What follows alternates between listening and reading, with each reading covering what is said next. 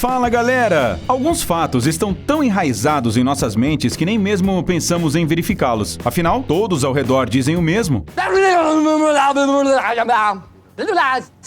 Só que muitos deles estão desatualizados e deixaram de ser verdade. E alguns nunca foram. Você está pronto para se livrar de alguns desses equívocos? Então, vamos lá!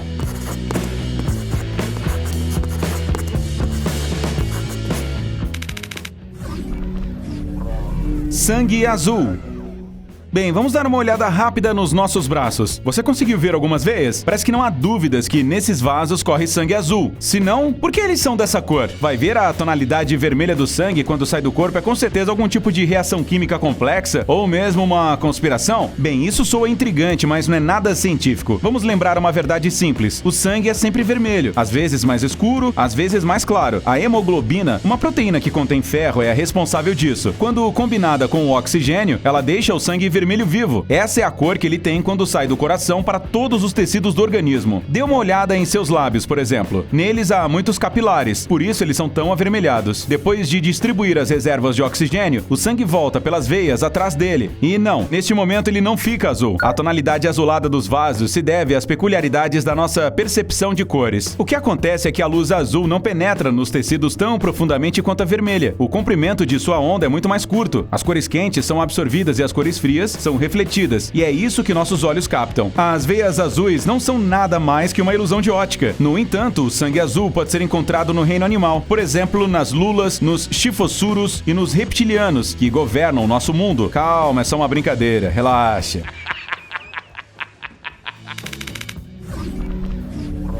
Terra oca.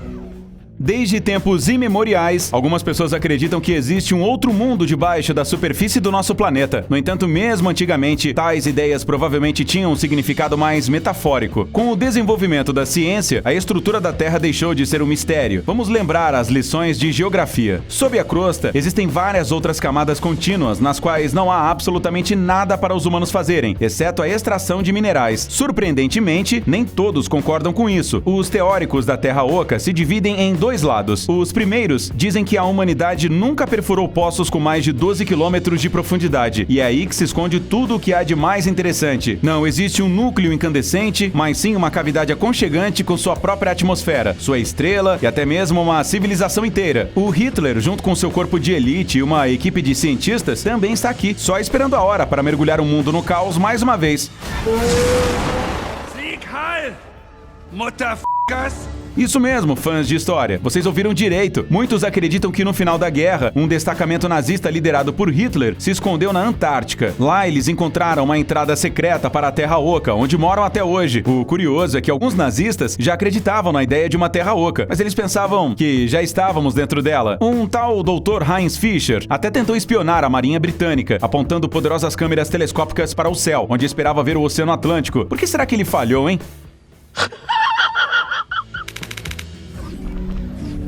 Mais alto que o Everest. Bem, vamos continuar nossas aulas de geografia. Vamos ver se você consegue responder uma simples questão. Qual montanha é a mais alta do mundo? Mesmo os piores alunos dirão que não precisaram nem forçar a memória. É claro que é o Everest. Sentimos informar, mas não é. Talvez o Chomolungma? Errado de novo. Seja lá como for que você chame esse lendário pico do Himalaia, ele tecnicamente ocupa o segundo lugar.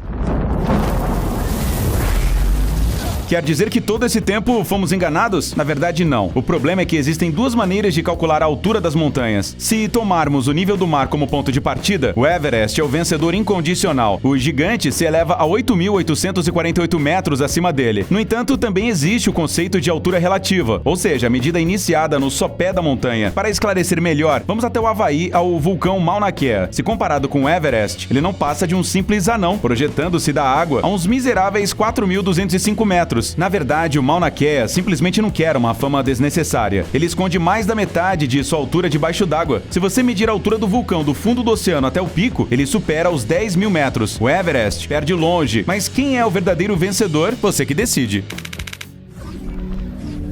Morte no espaço. O que poderia ser pior para um viajante espacial do que encontrar alienígenas agressivos ou perder suas reservas de comida? Só uma saída acidental ao espaço aberto sem um traje espacial. Afinal, a julgar pelos filmes de ficção científica, esta é uma morte terrível. O sangue ferve instantaneamente como em uma chaleira elétrica, e então o corpo explode, desintegrando-se praticamente em átomos. Se você pensa assim, é hora de parar de levar a sério os filmes espaciais de ação e prestar atenção na biologia. Vamos fazer um experimento mental e viajar até os braços do vácuo. Viva! Não estouramos como um balão. A nossa pele aguenta a pressão interna sem problemas. Também não nos transformamos instantaneamente num pedaço de gelo. Dá para sentir o toque mortal do frio, mas ele não nos mata imediatamente. Enquanto na Terra, a água gelada é um bom condutor de calor e imediatamente o retira de nosso corpo. No vácuo, não há condutividade térmica, mas respirar é muito difícil. Na verdade, é absolutamente impossível. Não há oxigênio e sem ele o cérebro desliga em 15 segundos. Você perderá a consciência. Nos próximos 1,5 ou 2 minutos, algum humanoide que por acaso esteja voando por perto ainda conseguirá salvar você. Mas depois, não há mais chance. Talvez o seu corpo fique surfando no espaço por mais de 1 milhão de anos, mas ainda assim é melhor do que explodir, não concorda? Diamantes de carvão.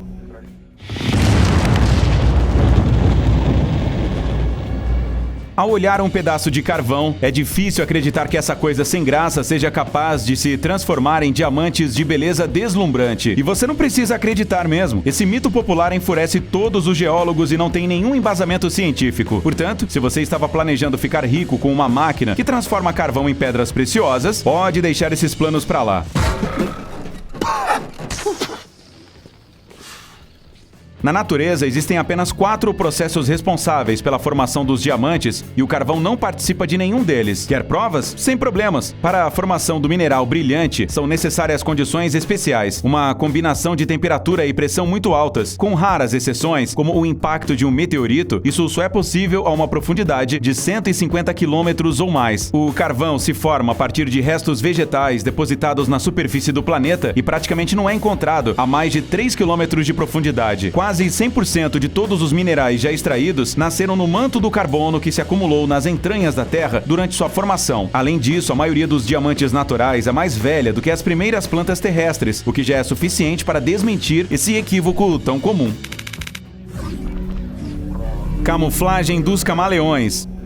Diga a verdade, alguma vez você já se perguntou o que aconteceria se colocasse um camaleão em uma xícara com Skittles, né? A resposta foi encontrada. Provavelmente esse lagarto incrível irá achar que você é um grande tolo. Talvez a cor dele até mude, mas só porque você arruinou o humor dele. Mas certamente o camaleão não ficará multicolorido como os docinhos. Sempre acreditamos que este réptil pode, no instalar de dedos, mudar sua camuflagem dependendo do ambiente ao redor. Acontece que não é bem assim. Sim, os camaleões não têm veneno ou outra arma ameaçadora contra predadores. Por isso, sua única saída é se esconder. No entanto, mesmo no seu estado natural, eles já se parecem com folhas e galhos e, por isso, para ficar perfeitamente camuflado, basta ajustar ligeiramente a tonalidade da pele. Por exemplo, nas profundezas da floresta, onde há menos luz, o camaleão fica de um tom mais escuro. Esses lagartos aprenderam a usar essa habilidade de uma forma ainda mais inteligente para se aquecer bem ao sol. Esses animais de sangue frio só precisam mudar de cor para obter o máximo de calor possível. Mas e as fotos de camaleões brancos, amarelos ou vermelhos? Você deve estar se perguntando. Provavelmente essas fotos foram tiradas durante a estação de acasalamento. Nessa época, os machos competem entre si com suas tonalidades. Já os vídeos em que os camaleões mudam de cor quando encontram superfícies diferentes, esses são definitivamente falsos.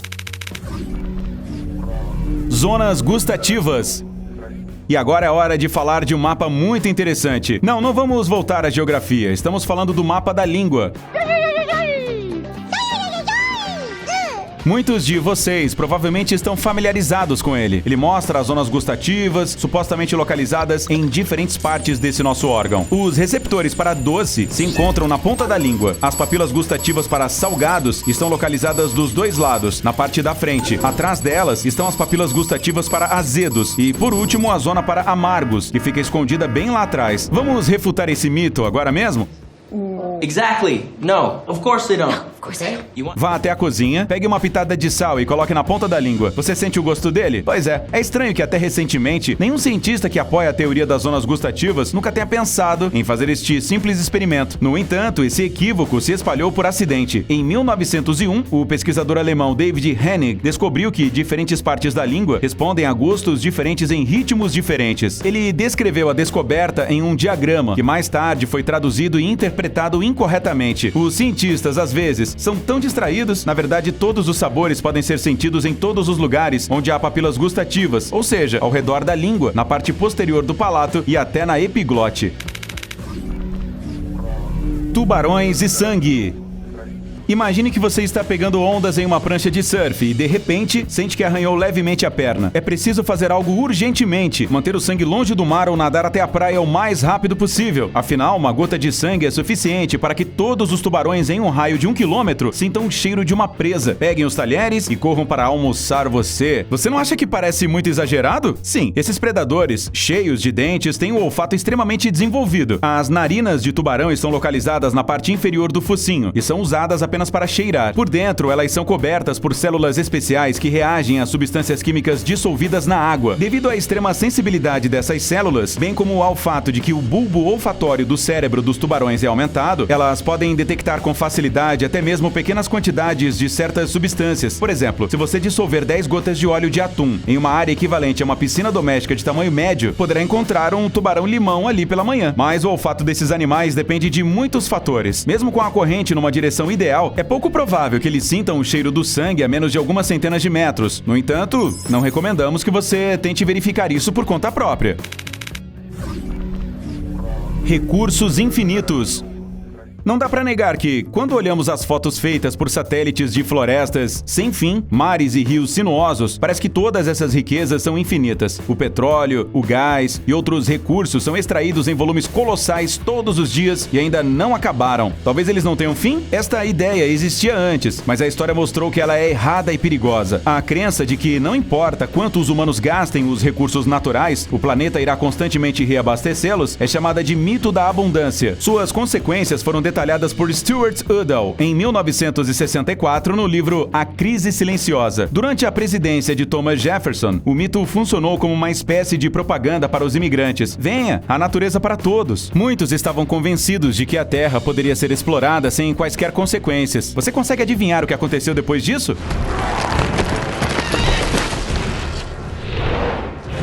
Os arredores foram desmatados e a terra foi danificada pela produção de petróleo. A caça às focas fez seu número diminuir drasticamente e cair pela metade. O pombo passageiro, cuja população era estimada em 5 bilhões, está completamente extinto. Somente no início do século XX é que esse apetite descontrolado foi moderado. Portanto, se um de vocês se tornar presidente, não deixe esse mito reviver novamente. Origem da Lua. Preparamos para você mais uma novidade do mundo da astronomia, que virará tudo o que pensamos de cabeça para baixo. O que os professores, enciclopédias e filmes científicos nos disseram sobre a Lua, que um objeto colossal colidiu com uma jovem Terra, fez com que um pedaço se desprendesse dela e esse pedaço se tornou nosso satélite. Vivemos com essa informação por tantos anos, mas pode ser que ela seja falsa. Simulações de computador mostraram que, com um único impacto, a Lua deveria consistir em cerca de 70% do material do asteroide e apenas 30% do material da Terra. Mas na realidade não é assim. De onde veio a Lua então? De uma dezena de outras, porém menores. Os cientistas fizeram mais de 1000 simulações de computador de vários tipos de eventos que poderiam teoricamente levar ao surgimento do sistema Terra-Lua. O modelo mais eficaz sugere que nosso planeta sofreu pelo menos 20 impactos que resultaram no aparecimento de pequenos satélites. A força da gravidade os uniu em um só. Pronto. Pode olhar pela janela e vê-la de uma nova maneira.